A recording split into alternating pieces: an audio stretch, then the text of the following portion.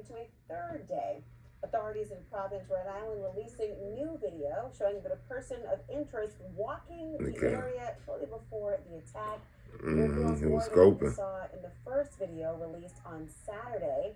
A man is seen in a dark clothing outfit and a mask, walking with a distinctive gait. The FBI also put out a wanted poster with new images describing the suspect as 5'8" with a stocky build. It says that he should be considered armed. White man, yep, white Caucasian. $50,000 reward for any information leading to the government's arrest. That's him. Look at CNN's Michael Yoshida, who's in Providence, Rhode Island, with us tonight. Michael, the shooter is still at large. This is terrifying to think about. The manhunt is getting very real, getting very personal. How is that community dealing with all of this?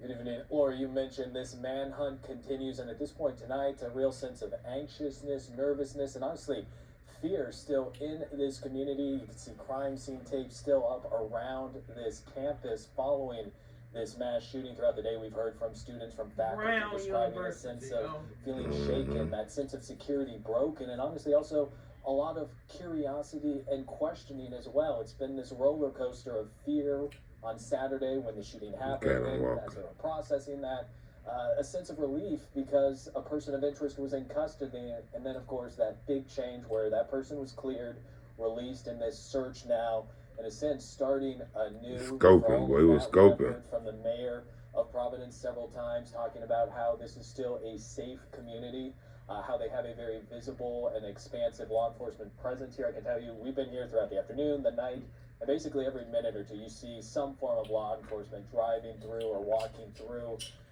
this campus, but still very raw, still very real. You can see we have flowers, other messages just outside of where this violence happened. 9 people injured, 2 students killed.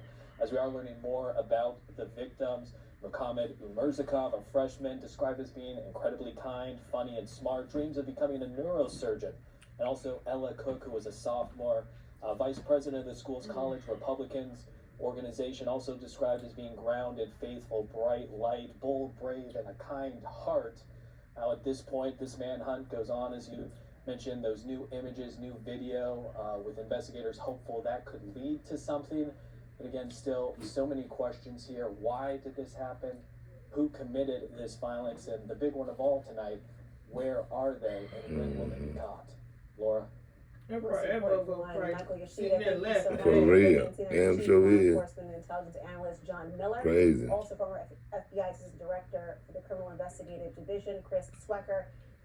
This is stunning to think about, that this person is still at large, John. The FBI offering a $50,000 reward for information. $50,000? 24 to 36 hours. This person may have quite the head start. Are they any closer to capturing this person right now? Well, they've got some very promising leads, new leads, that were developed overnight and today that they're pursuing. But, you know, as anybody who's been involved in one of these investigations can tell you, a lead, or as we learned yesterday, a lead can be very promising in the beginning and it can wash out. So they're going through that process. And I think that what we're looking at here on the screen, which is new pictures, better pictures, nothing that you're going to look at and say, oh my God, I passed that guy in the street, I definitely recognize him.